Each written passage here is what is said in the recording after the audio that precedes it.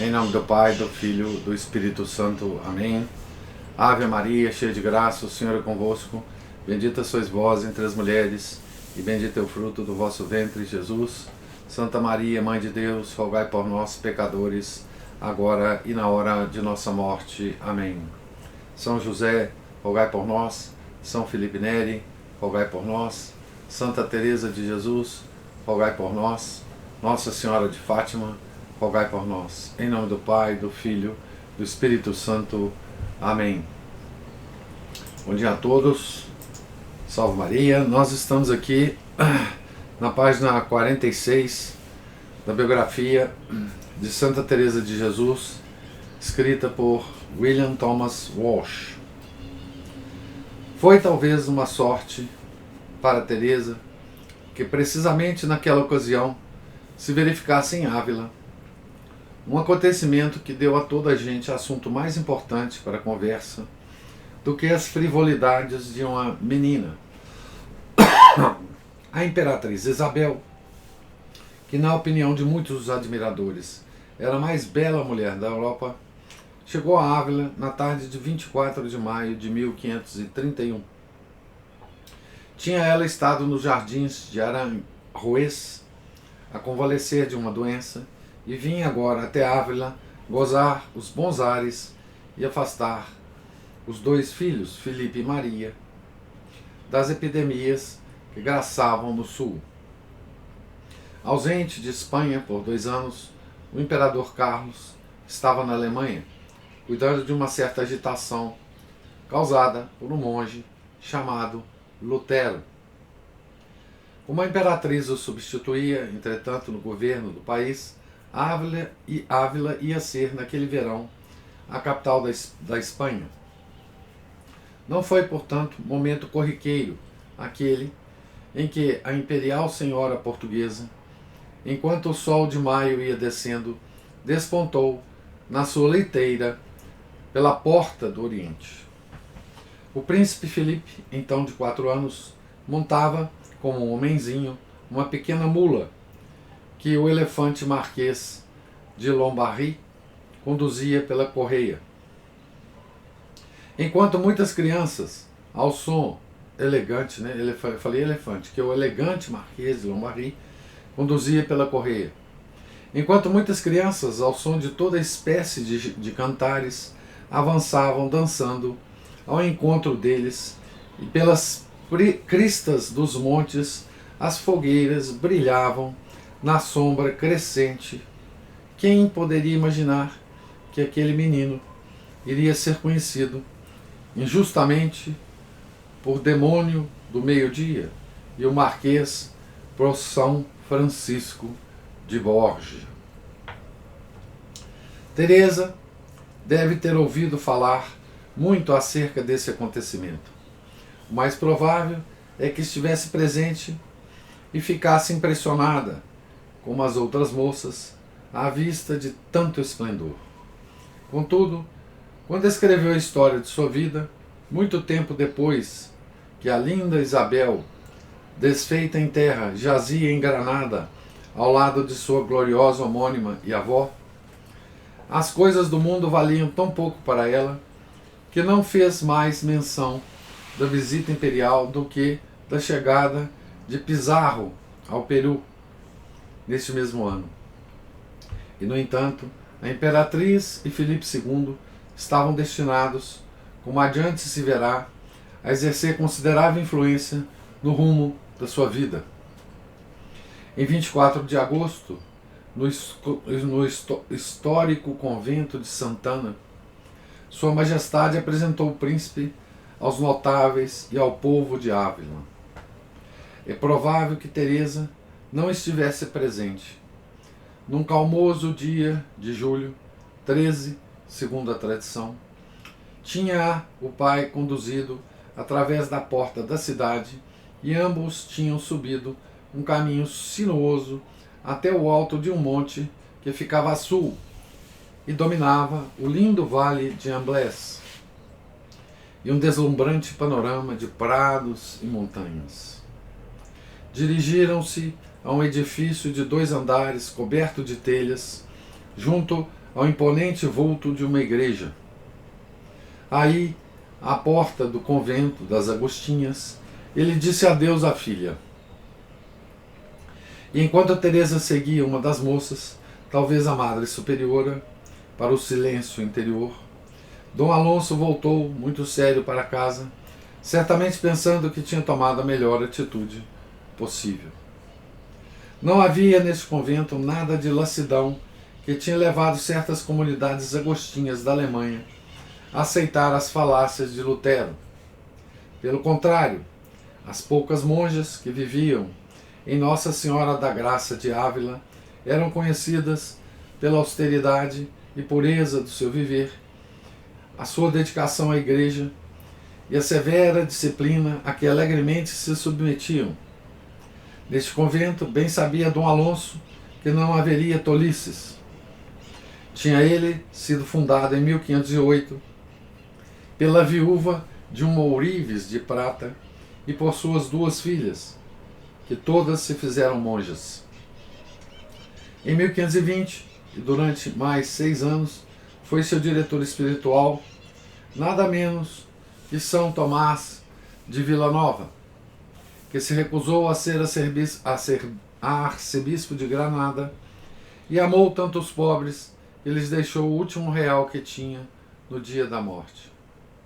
Como provincial, visitou ele o convento em 1531 e encontrou as monjas vivendo quase como eremitas no tocante ao silêncio, ao jejum e à oração. Razão tinha Dom Alonso para estar certo de que aqui a filha estaria livre de toda espécie de loucuras, livros de cavalaria, cosméticos ou conversas proibidas. Diversas foram as impressões de Teresa. Quanto a abandonar a casa e viver no convento, não parece que a tenha perturbado grande coisa. De fato, a novidade dessa experiência devia ter para ela algum atrativo, e era uma solução para sair da triste situação que pensava ter criado em casa. No entanto, começou quase logo a censurar-se, julgando que tinha ofendido não só o Pai, mas o próprio Deus onipotente, e que toda a gente sabia, monjas e educandas, como ela tinha sido tola e estúpida. Logo que pôde, foi se confessar. Talvez tenha dado um sacerdote experimentado no conhecimento da natureza humana, que imediatamente percebeu que ela era vítima de um estado de espírito muito comum na adolescência, e que, com palavras suaves e tranquilizadoras, a trouxe ao sentido das realidades e das proporções. Talvez a paciente, serena e irresistível caridade das monjas tenha vencido a barreira dos seus temores. Ou porventura ambas as influências tiveram a sua parte na mudança que ela iria, em breve, experimentar. O que é certo é que, passada cerca de 1 semana, ela começou a perceber que, longe de ser olhada com desagrado ou desconfiança, tinha simpatias gerais. Todas pareciam querer-lhe muito. Desceu sobre ela uma grande paz e, abre aspas, estava muito mais contente do que na casa de meu pai. Fecha aspas. Isso é ela contando, na sua autobiografia. Começou a esquecer as desventuras que ali a tinham levado e, sobretudo, começou a esquecer-se a si mesma, a trabalhar, a estudar, a orar e a brincar com a naturalidade de uma moça saudável de 16 anos. De tempos a tempos, esta nova tranquilidade era perturbada com recados e presentes de pessoas do mundo, não especificadas. Mas as boas freiras, que a vigiavam com muito mais cuidado do que ela imaginava, viram o mau efeito dessa comunicação e puseram-lhe termo. E desde então nunca mais ela se sentiu infeliz. Como o convento mantinha uma espécie de escola de aperfeiçoamento para meninas de alta sociedade, não era como postulante que Teresa ali estava, mas como uma das doncelas de piso, alunas internas, que aprendiam a ler e escrever, a coser, fiar e bordar. Não tinha intenção de ser freira. Ela mesma nos diz que sentia, entre aspas, grande antipatia só por tal ideia. Apesar disso, começou a ter grande amor e admiração pelas devotas irmãs. Veio a gostar particularmente da mestra de aulas e tinha obrigação de dormir na camarata das educandas. Essa mestra, a irmã Maria Briceno, era uma senhora castelhana em toda a extensão da palavra, descendente de uma das mais ilustres famílias de Ávila e tão evidentemente capaz de saborear a vida, que Teresa a si mesma perguntava como tinha ela podido renunciar ao mundo e a todos os seus prazeres por uma vida de trabalho duro e de penitência. Um dia, a irmã Maria explicou-lhe o paradoxo. Abre aspas. Contou-me como se tinha resolvido a ser monja só por ler o que diz o Evangelho. Muitos são os chamados e poucos os escolhidos. A jovem doncela de piso não se tinha lembrado de que não são as monjas que escolhem ser monjas, mas são escolhidas por Cristo para esta vida especial. Só são livres para aceitar ou recusar. Se aceitam, devem, como o mercador que vendeu quanto possuía para comprar pérola de grande preço, abandonar literalmente tudo: riquezas, amizades, liberdade, tudo quanto é mais querido à gente do mundo. Cristo, dando exemplo, tornou isso fácil àqueles que o amam. E aqueles que o aceitaram, segundo as suas palavras, não tardaram a descobrir alguma coisa do divino paradoxo do cristianismo. Estes viram que, enquanto as pessoas do mundo, que procuram a sua própria satisfação, têm os rostos descontentes e tristes, como quem não alcançou o que buscava, os outros, os que nada pedem, recebem uma real e radiante alegria, que os conforta mesmo na pobreza e na aflição, e é diferente de tudo aquilo que as iguarias deste mundo podem oferecer, para já não falar da perfeita e sempre eterna alegria do mundo futuro, prometido àqueles que seguirem a Cristo. A irmã Maria amava muito o seu Senhor no Santíssimo Sacramento, em que ele se ocultou para melhor poder cumprir a promessa de estar com a sua igreja todos os dias até o fim do mundo. Costumava receber a Sagrada Comunhão todas as manhãs. Se alguma vez acontecia não haver missa no convento, ia a qualquer outra igreja, mesmo com grande dificuldade. Numa quinta-feira santa, em que não lhe foi possível recebê-la, e em que a hóstia estava já reservada no tabernáculo para a sexta-feira santa, estava ela a chorar com grande desânimo. Passados alguns minutos, viu duas mãos aproximarem dela, segurando a hóstia consagrada e depositando-a na sua língua. Assim se refere São Tomás de Vila Nova, acrescentando que não foi espontaneamente que a irmã Maria lhe contou, mas por ele lhe ter ordenado em virtude do voto de obediência. Está também registrado nos anais do convento que pouco depois de Teresa ter ido para lá viver, uma luz apareceu à vista de toda a comunidade e tomou a forma de uma estrela que, depois de ter flutuado em volta do coro, pousou na irmã Maria e logo desapareceu no seu coração. A influência de uma mulher assim não podia deixar de se fazer sentir numa moça que perdera a mãe. Pouco a pouco, Teresa começou a esquecer-se das suas sobrancelhas e de seus cabelos, dos fortes braços de Amadis e dos desolados suspiros de Andadona. Pouco a pouco ia se dando plenamente a oração vocal, ao rosário, às ladainhas, a bela liturgia da missa. Se via alguém chorando na oração, ou de qualquer modo mostrando completo esclarecimento de si, começava a sentir uma espécie de inveja. Mas o dom de lágrimas não era para ela. Abre aspas. Era meu coração tão duro, nesse tempo, que se lesse toda a paixão, não derramaria uma lágrima, o que me causava muita pena. Era uma devota, fecha aspas, era uma devota imaginativa, mas não muito emocional.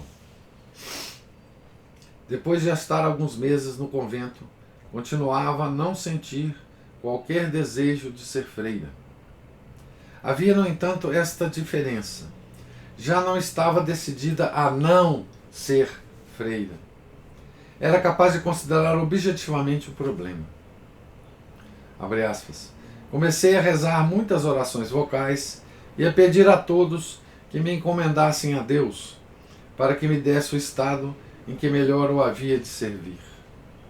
Entretanto, desejava que não fosse o de monja, pois não foi Deus servidor de me dar desejo, mas também temia o casamento. Fecha aspas. De quando em quando começava a pensar que, no fim de contas, talvez viesse a ser freira, mas não no convento das Agostinhas, porque algumas das atuais devoções lhe pareciam demasiadas e desnecessárias. Não, se fizesse freira, havia de ser no convento carmelita da Encarnação. Uma sua amiga tinha lá professado, a irmã Joana Soares, e o relato que ela fizera da vida da comunidade produziu-lhe manifestamente grande impressão. Uma das suas devoções particulares, que cumpria imediatamente antes de adormecer, era meditar no horto de Getsemane, frio e silencioso, à luz da lua cheia pascal. Os 3 discípulos dormindo em volta, e ali, no meio das pedras e das oliveiras, o Salvador do mundo, prostrado em oração. Era outra vez a soledade dele que impressionava a órfã de mãe.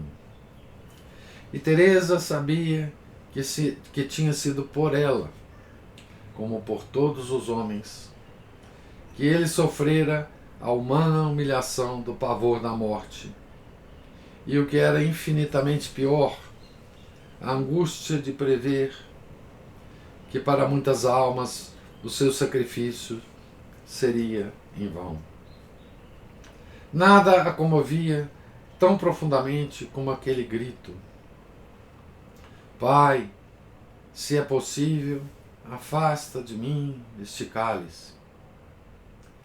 Consegui imaginar o aspecto dele, quase podia ver a palidez da sua fronte.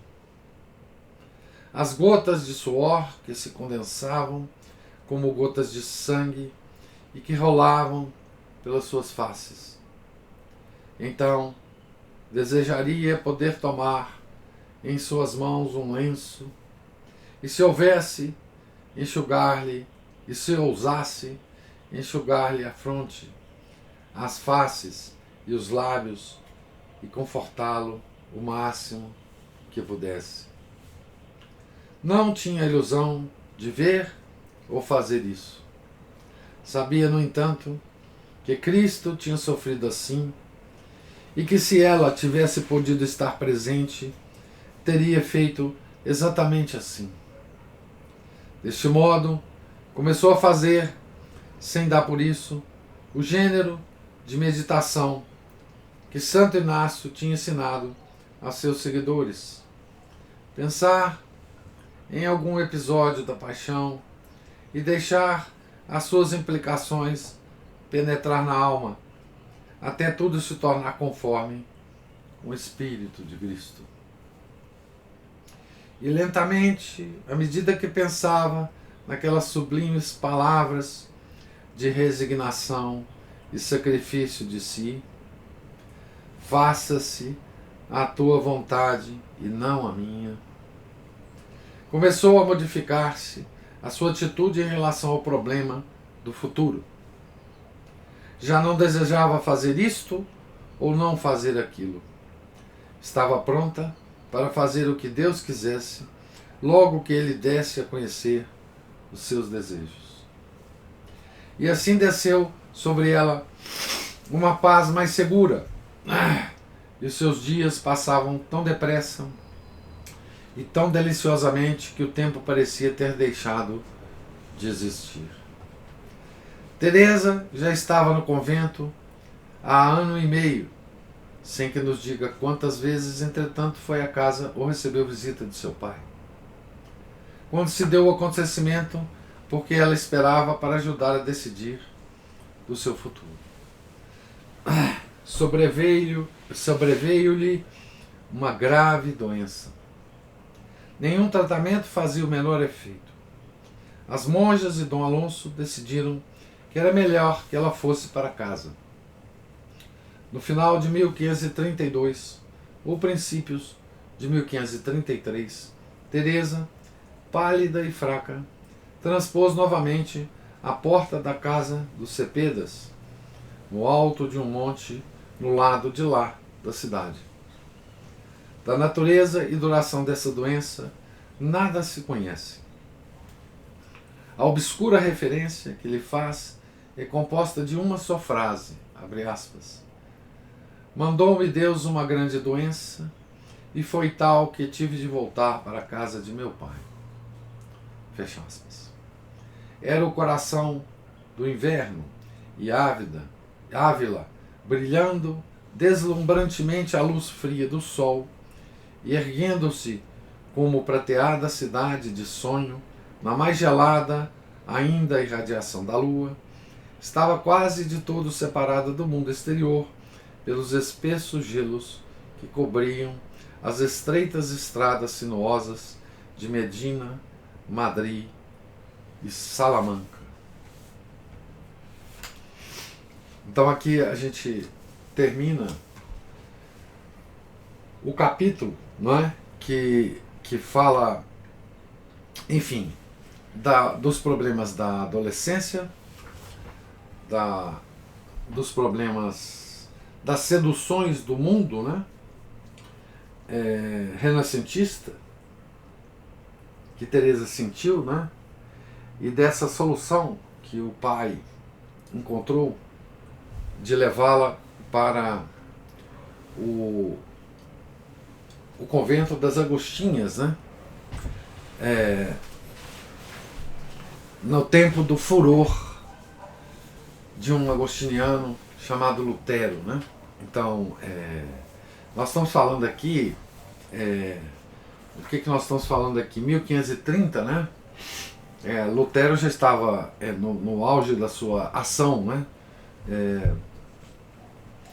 E estava próximo, eu não sei exatamente a data, da bula do Leão X de excomunhão de Lutero, mas devia já estar próximo a excomunhão de Lutero, se não já tivesse acontecido, né? E ela, nesse mosteiro, né, da regra agostiniana, né, certo? Longe da fúria de Lutero, né? E das suas experiências nesse mosteiro, né? A mais significativa delas, né, é da oração mental que ela praticava na época, né, sem ter esse nome, né, e porque provavelmente ela não conhecia, certamente não conhecia ainda, as obras de seu conterrâneo, né, Santo Inácio de Loyola, sobre meditação, né? Mas ela já praticava esse tipo de meditação, né?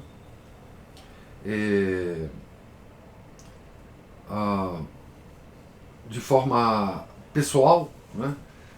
E essa meditação foi querida por ela durante toda a vida, né? Essa meditação sobre o Horto das Oliveiras, né? E é interessante quando ela fala aqui, ela menciona que ela se entregou à oração vocal, né? Nesse convento, né?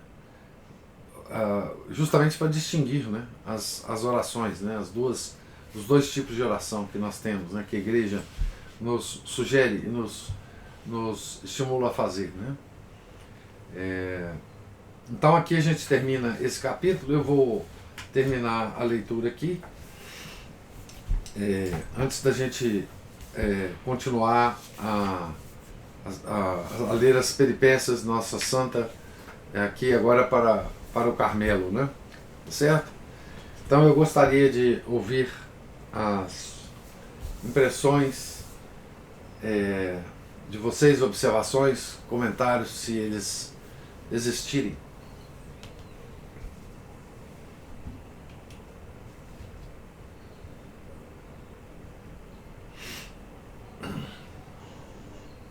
Professor, Sim. é um pouco retomando o que a gente estava conversando ontem. Eu penso que Nosso Senhor, Ele nos exortou a sermos santos, né? Mas como a Cristina disse que a cerca foi empurrada mais para diante, qualquer ação mais virtuosa que nós praticamos nos faz considerar que a gente fica achando que é santo, né? Ou então os outros que nos consideram como santos, ou então os outros nos ficam com raiva da gente porque acham que a gente é presunçoso. Então, às vezes, eu escrevi ontem, né, que às vezes a gente desiste antes mesmo de tentar, porque tem aquela coisa de que a santidade não é para nós. Mas foi Nosso Senhor que nos exortou a procurarmos sermos santos. E sem ser assim, a gente não entra no céu, né? Sem tentar. Sem tentar. Não sem ser, mas sem tentar. Sim. Sem nos esforçar para isso, né? Sem procurar mudar de vida. Tem. O perigo é que vivendo nesse mundo tão de cabeça para baixo, né? Tão desordenado, a gente se iluda com esses pequenos atos de virtude que a gente faz. Mas o que é esperado de nós é justamente isso, que a gente se esforce e seja capaz desses atos, né? É lógico que a gente dá um passo para frente, volta 3 para trás, e é assim que a gente vai pelejando até o final, né? Mas é preciso que a gente faça, e Deus nos deu dons. E como naquela parábola, a gente não deve colocar esses dons enterrados, né? E devolver para eles o dom. Palavra dos talentos, né? Exatamente. Então a gente tem que pensar isso tudo, né? Porque a nossa religião, ela é cheia de paradoxos. Isso. E eu não sei, eu considero que a falsa modéstia também é uma coisa ruim, porque é tirar a pessoa da realidade das coisas. E, como disse o senhor muitas vezes, e que é uma coisa que realmente é uma definição que a mim me clareia muito, me esclarece muito as coisas, quando o senhor disse que a humildade é um senso de realidade. Então, assim, comparados a esses santos, comparados a Deus, nós somos realmente uma miséria. E a gente tem que pensar mesmo nisso para não ficar cheio de vanglória. Mas, por outro lado, nós temos que aprender a reconhecer aquilo que Deus nos deu de dons, entender que esses dons são graça, Ele nos deu de graça, porque nós não merecemos, Isso. a gente não sabe por quê, que a gente às vezes se pergunta, né? Eu me pergunto, falando assim, meu Deus, como é que, graças ao Senhor, eu estou nesse caminho aqui, né? Eu podia estar gostando de funk, estar gostando de ser uma, sei Você lá, uma podia estar bandida, você né? podia estar na academia toda tatuada, Ana Paula, Isso. não é? Mas por obra dele, por algum motivo que talvez depois da minha morte eu descubra, talvez, né? Eu não sei qual é, eu não tô. É. Mas é graça dele. Não é por mérito meu. Nunca Mas é. por outro lado, eu também não posso esquecer que eu tenho dons que ele me deu e eu preciso me esforçar para fazer esses dons frutificarem. Pois é, esses dons que você vê em você faz parte da sua humildade, porque é senso de realidade. É senso de realidade. A gente tem que ver os dons que a gente tem mesmo, para usar. Senão a gente não usa. Não é? Essa coisa do sede santos como meu Pai é santo, foi assim que Nosso Senhor nos falou, né? É um mandamento, né? Deus está nos mandando fazer isso, né? Tentar sermos santos, né? E Ele só quer que a gente tente, né? E a única coisa que Ele nos pede é que nós nos mantenhamos em condições de receber a graça dele, porque só a graça dele nos fará santos, né? Ele sabe que a natureza humana não tem a capacidade de santidade em potência. Nós não temos. Ele nos criou, né? Ele nos conhece. Ele nos conhece. Ele sabe que a natureza humana ela não tem essa capacidade, sobretudo a caída, né? Sobretudo a caída. Então ele sabe que nós precisamos da graça, né? Por isso ele fundou a sua igreja, para que esse rio das graças continuasse a correr para todo sempre, né? Porque é através dos sacramentos que a graça chega até nós, né? Agora, ontem nós falamos da questão do mundo, né? Da pressão do mundo sobre nós, e hoje você traz a questão aquela metáfora que a Cristina usou ontem, de empurrar a cerca para frente, né? Em relação à santidade, aos nossos comportamentos, né? Mas esquecemos de comentar uma coisa muito mais grave que o mundo, né? É que quem está empurrando a cerca para lá, para frente, é a própria igreja, né? E isso é uma coisa das mais graves que se pode conceber. Tá certo? Por que eu digo isso, né? Eu digo isso a respeito dos novos santos que a igreja tem canonizado, né? Por causa da mudança do processo de canonização e por causa da degradação, né? Das escolhas da igreja como santos, né? E eu quero dizer o seguinte: a igreja, o processo de canonização da igreja, aqui o Paulo está lembrando, Deus Pai disse a Santa Catarina que só precisamos dar um passo em sua direção. Ela caminha o resto por nós.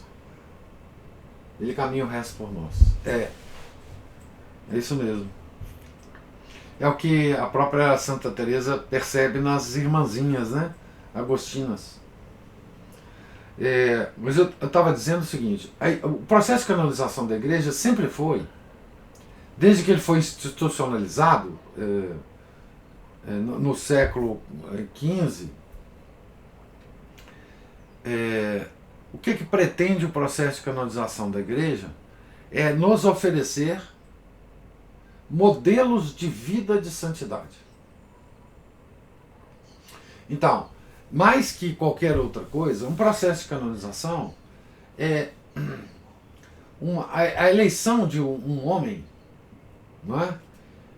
Para o panteão dos nossos santos, que a igreja mostre e diga, olha, este indivíduo é um exemplo para todos nós de vida de santidade. Sempre foi assim.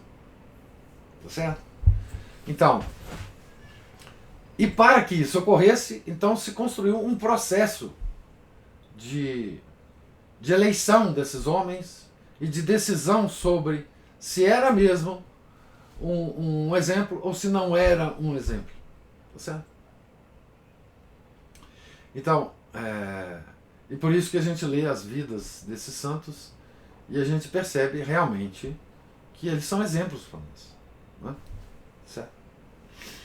Ou isso parou de acontecer. Isso é um desastre. Porque, usando a metáfora da Cristina, eu diria o seguinte, que a cerca foi destruída. Não existe mais cerca para a santidade. Não é?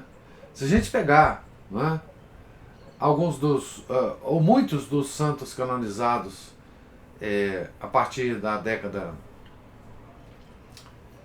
de 80, 90, né, os santos que passaram pelo processo novo de análise para a canonização, porque teve muita canonização nesses anos em que os processos eram antigos e tinham sido analisados sob outra perspectiva, né?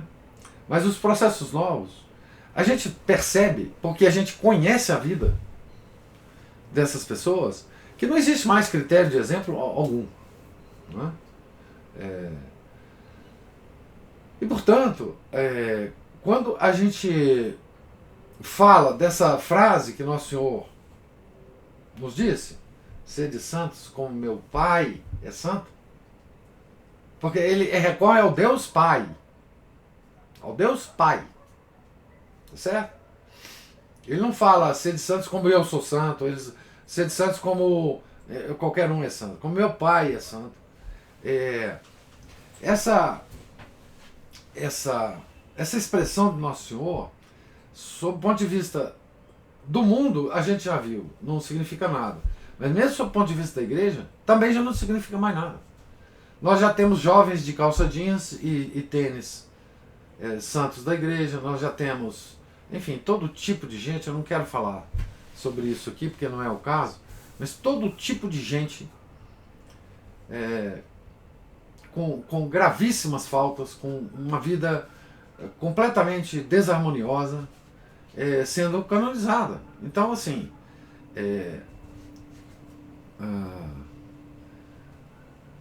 os critérios pelos quais nós operamos hoje, quer dizer, se um católico atual quiser manter a mesma relação com esses novos santos que os católicos antigos mantiveram, nós estamos perdidos, nós estamos rumo ao inferno. Né? Tomar essas novas gerações de santos como exemplo de santidade é uma coisa terrível. É uma coisa terrível. Eu não quero fazer nenhuma análise da vida desse pessoal que está sendo canonizado. Não é aqui o meu objetivo. Não quero saber se eles estão no céu, não estão no céu, se estão no inferno, se não está, o que aconteceu com a alma desses indivíduos. O que eu estou querendo dizer é que eles não são exemplos de santidade. Não são exemplos de santidade como eram os antigos santos. Né? E isso é uma tragédia, porque quando nós lemos, não é, as lutas dos santos com seus pequenos defeitos, com seus pequenos desvios de caráter, com as suas pequenas seduções, e o tanto que eles lutaram para vencer isso, e a gente olha para uma figura que foi canonizada recentemente, isso não bate uma coisa com a outra. Não bate.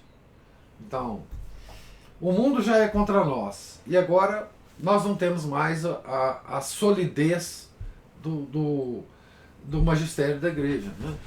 Então, só lendo mesmo as vidas dos santos tradicionais e tentando direcionar a nossa vida para esse tipo de comportamento. Não há como mais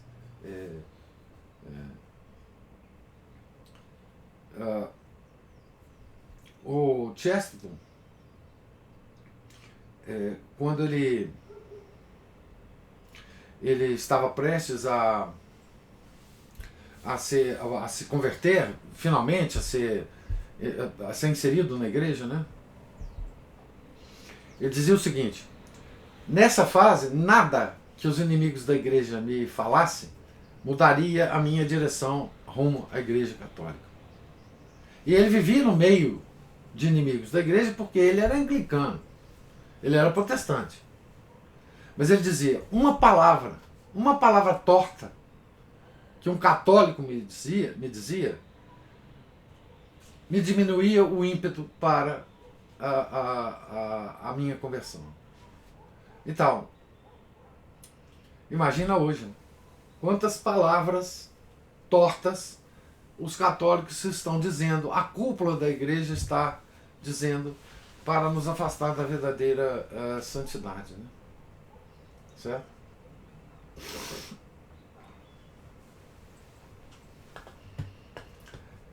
A Juliana está dizendo, professor, bom dia. Não sei se o senhor falou, mas queria saber a partir de que data podemos suspeitar dos santos que foram canonizados. Estou olhando, bebê, e meio difícil acompanhar tudo. Juliana, faz o seguinte, não preocupa com os santos canonizados recentemente. Nós temos tantos santos para ser devotos, a devoção dos santos não é obrigatória. Então eu sugiro que a gente se apegue aos santos já canonizados há muito tempo, porque quando eu disse que alguns santos foram canonizados, segundo o critério novo, mas com o processo antigo, eles já tinham passado por todo o processo de análise nas leis antigas. Esses santos, não tem problema com eles, tá certo? Mas assim, vamos ser devotos dos santos antigos, vamos esquecer esses santos novos, sobre os quais pesam suspeitas terríveis. Vamos ser devotos de São Francisco Xavier, São Francisco de Assis, Santa Margarida Lacoque, Santa Teresinha Menina de Jesus, Santa Gema. Tem tantos santos para a gente ser devoto, próximo da gente, né? E os mais antigos, né? Eu acho esse assunto tão desprazeroso. Eu só trouxe ele à baila por causa do exemplo, mau exemplo que ele nos diz, né? Então vamos esquecer esse pessoal aí e vamos nos basear no grande panteão né? Santo Afonso Maria de Ligório, São Bernardo, São Tomás de Aquino, São Boaventura, Santo Alberto Magno, São Roberto Bellarmino, São Pio V, São Pio X, enfim, é muita gente, né? Eu só trouxe a baila porque realmente esse é uma das coisas mais desagradáveis e mais profundamente desencaminhadora que a crise da igreja nos trouxe, infelizmente, né? E respondendo a Ana Paula também, né? Oi, professor. Oi, Márcio.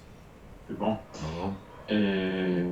Esse aí, no último comentário que o senhor acabou de fazer aí, me lembrou o caso do padre Chieta, cujo processo de canonização, se não me engano, começou no século XVII, se arrastando. Agora, pelos relatos, até eu li uma biografia dele tem um tempo, é muito interessante, é uma coisa, tanto do ponto de vista da própria vida do santo, um bom exemplo, né, que ele deu, como também da parte histórica assim, do início do Brasil, muito interessante. E ele já fazia milagres em vida, né? No Padre Anchieta não tem dúvida, né? Ele só terminaram o processo dele, que já devia estar lá empoeirado, cheio de teia de aranha, amarelado, né? Ele nem precisava terminar o processo para que a gente considerasse a vida dele como exemplo. Exato. Como o Padre Pio, que foi canonizado no novo processo. Pensa bem. Esse foi canonizado completamente no novo processo. Mas quem é que duvida que nós podemos rezar por ele, pedindo ajuda dele? Em vida já fazia os milagres, muitos dos milagres do Padre Anchieta eram até muito parecidos com o do Padre Pio, tinha bilocação, se locomovia com uma velocidade espantosa, assim. Não precisa, né? Você chegou a ler algo a respeito. E outra coisa que me chamou a atenção, aí no caso já foi na leitura, que Santa Teresa ela teve bons exemplos, né, dentro do convento. Essa irmã... Essa irmã Maria, né? Uma santa, né? Nossa, uma santa. Espantoso. Isso causou uma impressão muito forte na menina, né? E que daí leva também a outro ponto. Bom, isso aí já é o apostolado do bom exemplo, né? Seja no qualquer estado, leigo, religioso, sacerdotal. O outro ponto é que os pais já davam um jeito. Bom, ela não foi exatamente para ser uma religiosa, né? Mas muitos dos religiosos, ou dos sacerdotes, alguém que definia sua vocação, ainda que fosse matrimonial, já começava desde cedo, né? Não ficava aquela coisa, depois dos 30 anos vou pensar nisso. Ela é muito jovem para decidir. Não é assim? Como diz, tem um caso, esse é um caso real, que a Ana Paula costuma contar, que tinha uma mocinha que, assim, ela mais ou menos assim, falava o que pensava. Que, como dizia minha mãe, que meu coração sente, minha boca apita. Sim. Então, um belo dia, ela devia ter aí pelos seus 17, 18 anos, uma roda de amigos e na época o namorado dela no meio, e ela falou assim: olha, eu não penso em casar, mas o dia que eu resolver isso eu te dou a preferência, viu, gatinho? Que ótimo! Ele só tinha uma carta de preferência, então. Pois é, pega a senha e aguarde o atendimento. Mais ou menos isso. Pois é, então, assim, a forma que as pessoas trabalham mal as vocações, né? Já falei até isso antes, o atual padre Joaci, né? Porque ele era irmão oratoriano, né? Eu falei com ele.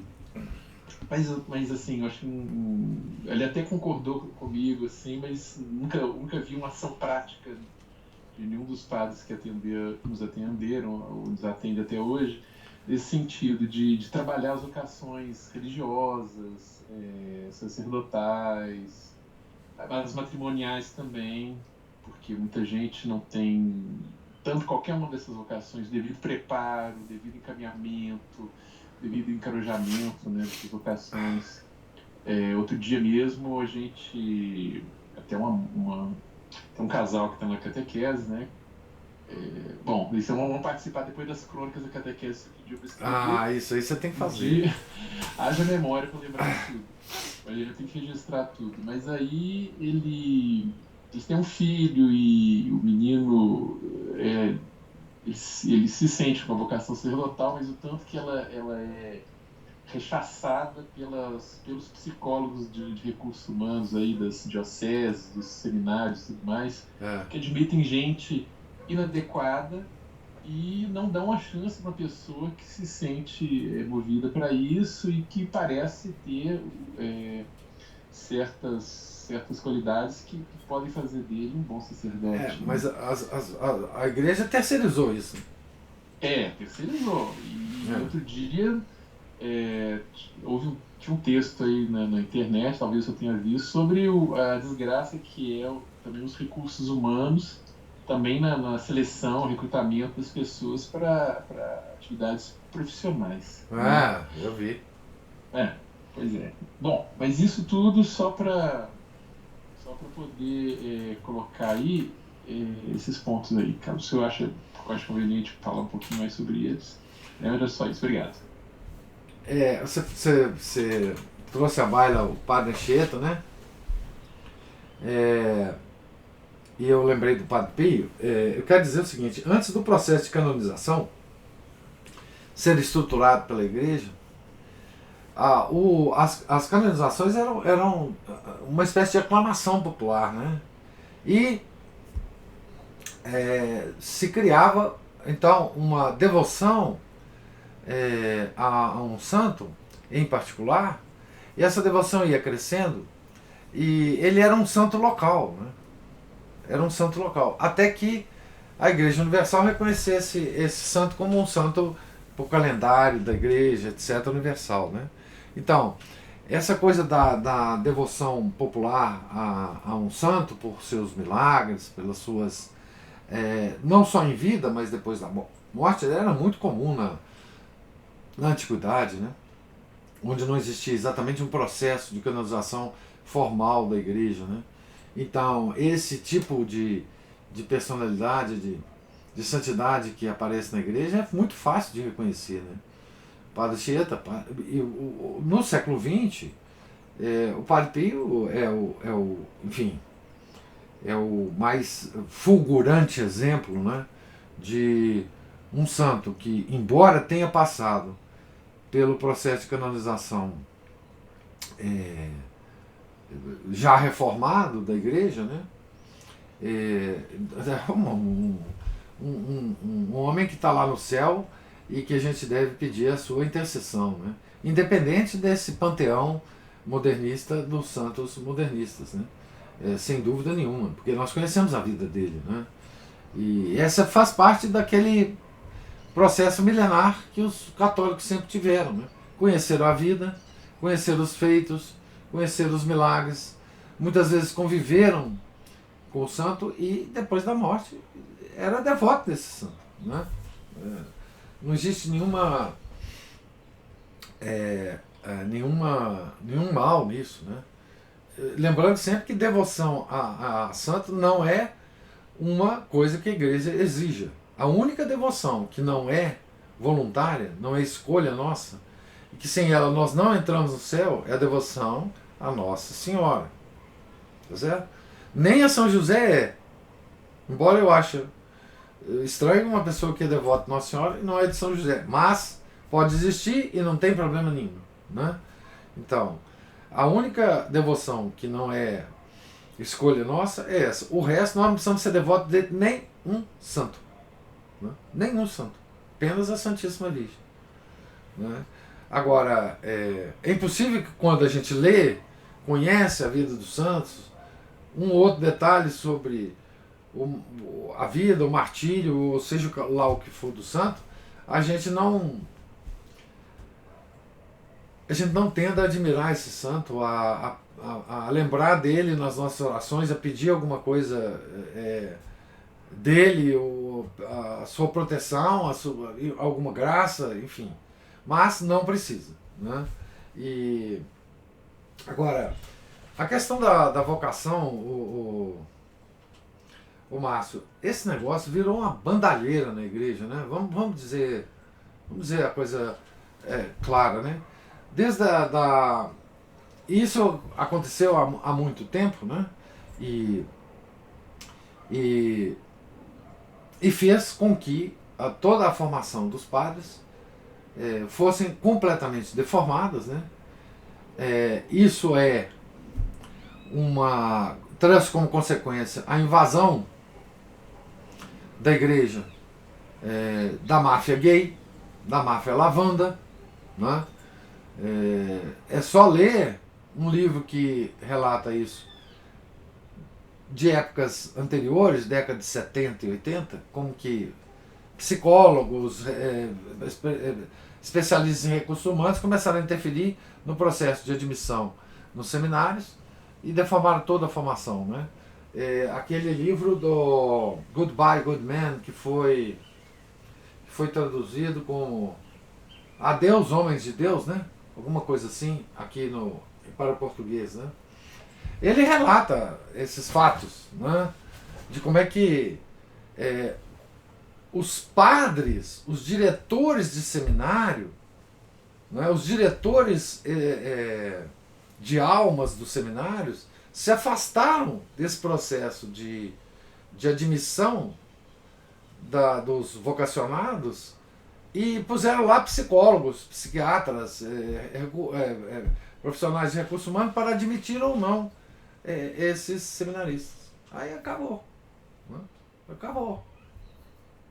Acabou. Os seminários, enfim, a igreja foi destruída assim.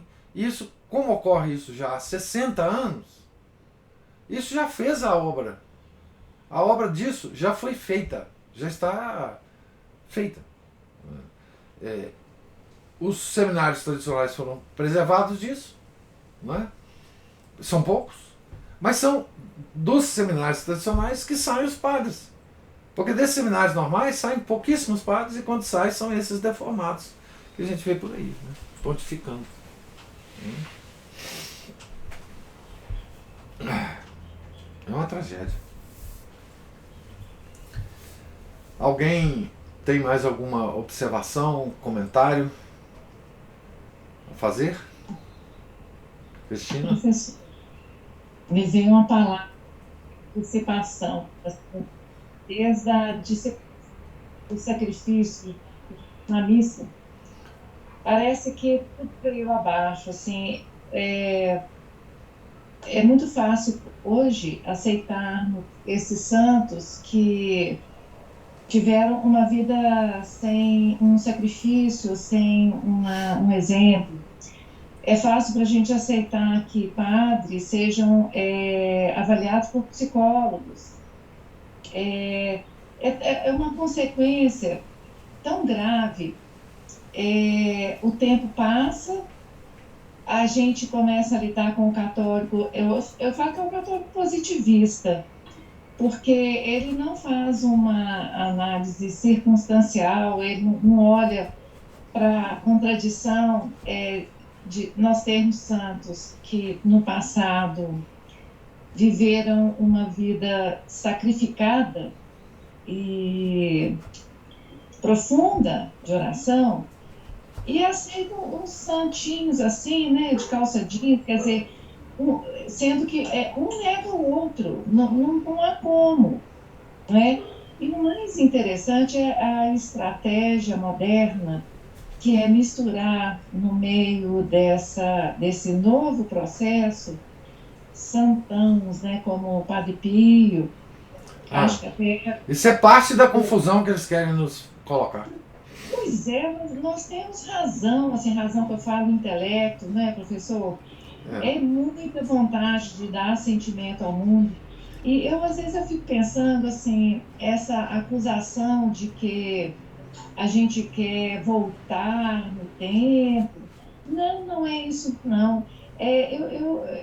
Uma imagem, assim, que eu acabei tendo com a leitura daquele Huysmans, que faz uma descrição belíssima da missa, sem nem imaginar que um dia ela seria destruída, né?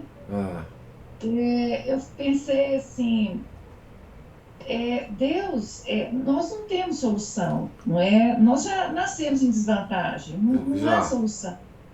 Há luta, busca, né? Nossa vida é uma luta, nossa vida na face da terra é uma luta. Mais do que uma luta de sobrevivência, é uma luta pela nossa salvação. E agora, nós não temos uma perfeição aqui na terra, mas nós temos cumes. Deus permite que nós cheguemos a cumes. Então, qual que é o cume, digamos, da adoração de Nosso Senhor? É a missa tridentina, com todas as pompas e circunstâncias e músicas e lugares belíssimos, porque ali é um cume. Ali é um vislumbre do céu. Um vislumbre do céu, que o ser mais grosseiro pode entrar ali. No interior tinha muito uma fala assim, professor, eu sei que o meu pai, no interior, ele falava, por que o cachorro entra na igreja? Porque a porta está aberta, quer dizer, as igrejas tinham a porta aberta para qualquer cachorro sarmento, ser humano, Sim. entrar ali e nem que não tivesse acontecendo absolutamente nada. Tinha a luz vermelha do sacrário. A presença do Santíssimo. Visita às igrejas eu sei porque eu mesma visitei muito durante a adolescência, mas o que eu queria falar é que também na vida dos santos a gente consegue observar esse cume, não é? Nos relatos que eles nos dão de todas as penas pelas quais eles passam, desde o enfrentamento ao chamado, depois a aceitação do chamado, e depois a conformação ao carisma que cada um recebe, né? Então, nós temos cumes que são o máximo do exemplo que nós podemos ter. E eles estão no passado, eles não estão no futuro, eles não estão no desenvolvimento de nada. Não. Porque o futuro realmente ele não existe. Não há devir para a revelação. A revelação ela já está dada. Isso, meio e fim. Não é? Então, assim, olha, nós ainda vamos sofrer muito aqui, viu, professor, com esse mundo moderno. É isso, né? Eu não tenho mais esperança de voltar a nada mais. Eu acho que a gente só pode voltar, talvez imaginativamente, visitando museus, ouvindo música, vendo as pinturas, vendo os quadros de Giotto, Caravaggio, enfim, e indo à missa tridentina, né? Essa é a missa tridentina, é a nossa conexão com a Igreja Universal, né? Por isso que não tem outra coisa. Essas discussões de missa, eu digo, gente, missa é uma só, a igreja só tem uma, nunca teve outra, e ela é a missa de todos os tempos, a missa de todas as épocas, é a missa que todos os grandes santos padres celebraram, é a missa que São Pedro celebrou, é a missa que Nosso Senhor ensinou na Quinta-feira Santa. Então nós só temos uma missa, a missa da igreja, né? E é a única conexão nossa com a igreja de sempre, porque a missa é chamada missa de sempre porque ela não é missa do passado, ela é a missa de sempre, né? Mas a Ana Paula levantou, ou o Márcio levantou a mão. Fui eu, professor, que a Cristina falando dessas coisas me fez lembrar de uma frase que eu tinha assinalado aqui atrás, quando fala que um sacerdote experimentado no conhecimento da natureza humana, imediatamente, que talvez ela tivesse dado com esse sacerdote, né? E que ele imediatamente percebeu que ela era vítima de um estado de espírito muito comum na adolescência. E com palavras suaves e tranquilizadoras, a trouxe ao sentido da realidade e das proporções. Eu acho que parece que a gente, hoje em dia, a gente perdeu o sentido tanto da realidade quanto da proporção das coisas. Não é mesmo? Então, quando o senhor fala aí desses novos santos, é justamente isso, perdeu-se a proporção, né? Como comparar aqueles santos de peso, como é o caso desses santos que nós temos vindo aqui com o senhor. Não existe. Né? E a Cristina ainda falou, e o futuro não existe. O futuro, e que nós ainda temos uma batalha grande. E uma batalha grande, inclusive, eu diria, para não perdermos a fé. Nós mesmos, que estamos aqui hoje. Isso é um risco enorme. Esse deve ser um pedido nosso sempre no nosso texto. Sim. Porque eu tenho muito medo disso, sabe, professor? Porque a gente não sabe o que esse mundo aí pode nos fazer. Fora, pode nos fazer. E me parece que nós todos ainda somos, se não crianças, bem adolescentes na fé. Então, a gente tem esse espírito adolescente inquieto, que não achou ainda o seu pouso. Parece que nós não encontramos ainda a nossa vocação. Nós estamos o tempo todo inseguros, né? E perdemos esse senso de realidade, de proporção das coisas. Isso nos torna muito inseguros. E muito influenciáveis. Muito influenciáveis. Exatamente. Muito vítimas das coisas que possam, dessas influências externas. Por mais idade que a gente tenha. Por mais idade que a gente tem. Então, eu acho que a gente tem mesmo que pedir a Deus. Rezar muito, isso. Rezar muito. Pedindo porque a gente, buscar mesmo com as nossas ações essa oração, assim, porque eu fico falando, nossa, eu só tenho essa coisinha aqui para dar pro Senhor. Eu só tenho essa ação aqui muito mal feita, muito comezinha, e fico pedindo a Deus que Ele aceite isso. E pra gente, para poder continuar, porque não tem outra saída. Não. Né?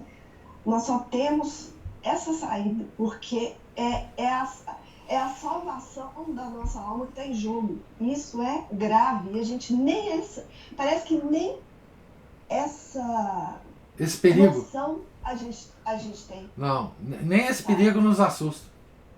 A gente vive como se essa vida aqui fosse eterna, como se a gente sempre tivesse mais tempo. Lá na frente eu mudo, depois eu faço, depois eu me converto, né? E a gente não sabe do futuro. Não. Por mais jovem que você seja, você não sabe, né? A hora que você vai ser chamado, né? Nós que estamos velhos, nós estamos próximos. Assim, eu, né? Mas assim, os jovens, eu sempre levei minha vida assim, achando que eu nunca ia morrer. Sempre, enfim, nunca preocupei com isso, né? E é premente essa meditação sobre os novíssimos, né? O padre até falou na última missa, né? Na homilia, essa meditação sobre os novíssimos, né? E é o que pode nos fazer corrigir um pouco a nossa vida, né? E nós, como diz a Cristina, nós nascemos numa época terrível, mas muito cheia de graças, viu, Cristina? Eu acho que Deus sabe que nós estamos vivendo nessa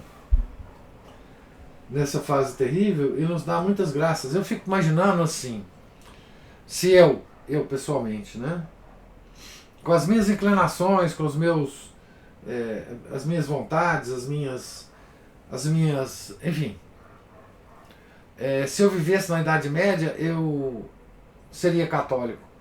Quanto da crise da igreja me trouxe para a igreja?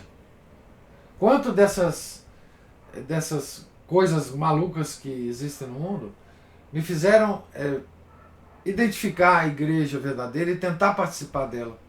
Talvez eu não tivesse, em outros tempos, esse estímulo, essa vontade, talvez nem chegasse próximo não é só na Idade Média. Se eu tivesse talvez vivido no século XIX, XVIII, enfim, se eu tivesse vivido na França revolucionária, será que eu não teria me tornado um revolucionário? Né? Sei lá.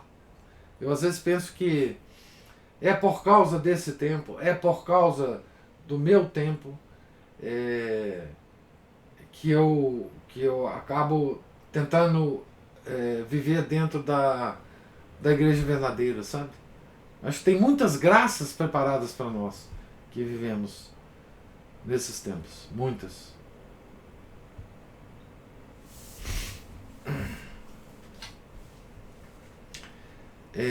Algum outro comentário, observação?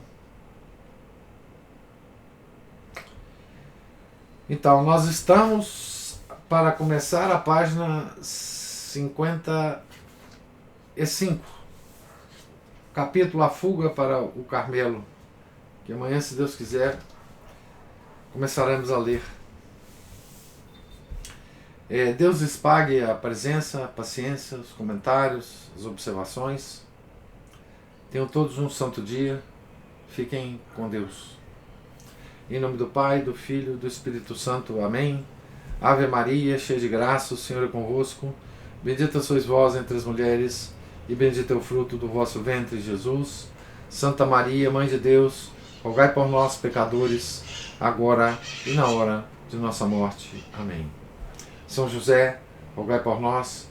São Felipe Neri, rogai por nós. Santa Teresa de Jesus, rogai por nós. Nossa Senhora de Fátima, rogai por nós. Em nome do Pai, do Filho e do Espírito Santo. Amém.